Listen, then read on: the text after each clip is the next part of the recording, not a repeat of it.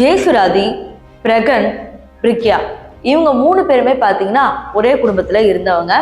அதுக்கப்புறம் யூடியூப்ல இவங்க எப்படி ஆடியன்ஸை கவர்ந்தாங்கன்னா, நாங்களாம் ஒரே குடும்பம், நாங்களும் உங்களை மாதிரி தான் ஒரு சாதாரண மனிதர்கள் போலவே, நாங்களாம் பெரிய செலிபிரிட்டிஸ்லாம் கிடையாது அப்படின்னு சொல்லி சின்ன சின்ன ஸ்கின் கேர் ப்ராடக்ட்லேருந்து விளாக் போடுறதுலேருந்து எல்லாமே பண்ணாங்க. அதுக்கப்புறம் ஒரு கட்டத்துக்கு மேலே பார்த்தீங்கன்னா பிரிக்யாவுக்கு கல்யாணம் பண்ணி வைக்கிறேன் அப்படின்னு ஒரு பேச்சு எடுத்ததுக்கப்புறம் ஒரு பெரிய பிரச்சனையே உருவாச்சு. அதுலேருந்து பார்த்தீங்கன்னா எப்படி வியூஸ் கெயின் பண்ணணும் அவங்க கற்றுக்கிட்டாங்க. அதாவது நோக்கம் என்னன்னா, முதல்ல ஆடியன்ஸ் கிட்ட குடும்பமா இருக்கிற மாதிரி ரீச் ஆகிட்டு, அதுக்கப்புறம் குடும்பத்துக்குள்ள சண்டை வந்தா அதுல ஆடியன்ஸ் இன்வால்வ் ஆவாங்க தெரிஞ்சு அதுக்கப்புறம் வியூஸ் வாங்கி சம்பாரிச்சிருக்காங்க. இதுவும் ஒரு விதமான ஸ்கேம் தான். ஏன்னு பார்த்தீங்கன்னா, நம்ம என்ன நினைச்சிட்டு இருக்கோம், பணத்தை வாங்கினாதான் ஸ்கேம் அப்படிங்கிற மாதிரி நினைச்சிட்டு இருக்கோம். அது மட்டும் கிடையாது. பணத்தை கொடுக்காம நம்ம வியூஸை கொடுத்தாலும் அது பேரு ஸ்கேம் தான். ஸோ இவங்க ரீசெண்டாக என்ன பண்ணிட்டு இருக்காங்கன்னா, இப்போதான் ஒன்றா இருக்கேன் அப்படிங்கிற மாதிரி சொன்னவங்க மறுபடியும் சண்டை போட்டுக்கிறாங்க.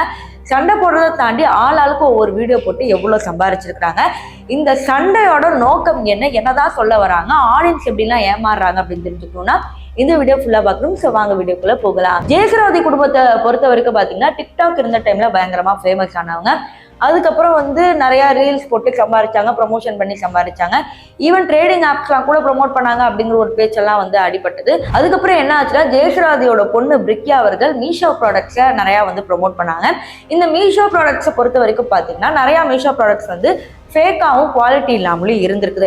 ஸோ பிரிக்யாவை நம்பி வாங்கின ஒரு சில மீஷோ ப்ராடக்ட்ஸ் எல்லாமே குவாலிட்டி இல்லாமல் இருந்த உடனே எல்லாரும் என்ன சொல்லியிருக்காங்கன்னா, இந்த பிரிக்யா குவாலிட்டியே இல்லாத ப்ராடக்டை ப்ரொமோட் பண்ணியிருக்காங்க அப்படிங்கிறது தெரிய வந்துச்சு.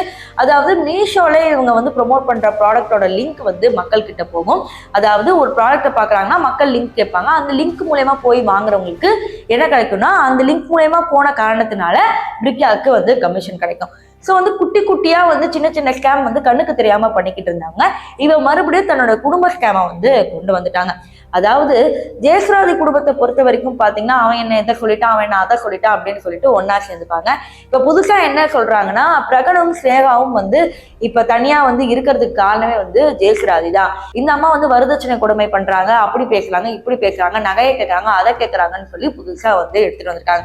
ஆக்சுவலி இந்த டவுரி இஷ்யூ அப்படிங்கிறது பாத்தீங்கன்னா தமிழ்நாட்டுல ஒரு பற்றி எரியக்கூடிய ஒரு இஷ்யூ, ஆஸ் வெல் ஆஸ் அலிமனியும் கூட. அப்படி இருக்கிறப்ப இந்த விஷயம் கூட காமெடியா எடுத்துட்டு போறது இவங்க மட்டும்தான். கண்டிப்பா ஜெயசுராதி குடும்பம் மேல நடவடிக்கை எடுக்கணும். ஏன்னு பாத்தீங்கன்னா, ரொம்ப சென்சிட்டிவான இஷ்யூஸை ரொம்ப பெருசா காமெடியா இவங்க பண்ணிக்கிட்டு இருக்காங்க.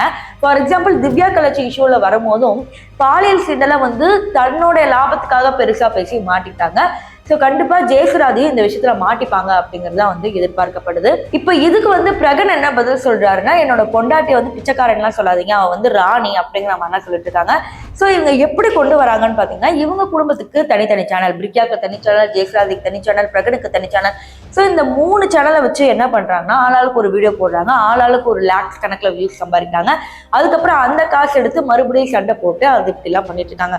ஒரு வீட்டில் சண்டை வந்தா நமக்கு ஃபோன் பார்க்கறதுக்கே கஷ்டமா இருக்கும். இவங்க 360 டிகிரி கேமரா வச்சு ஷூட் பண்ணிட்டு இருப்பாங்க.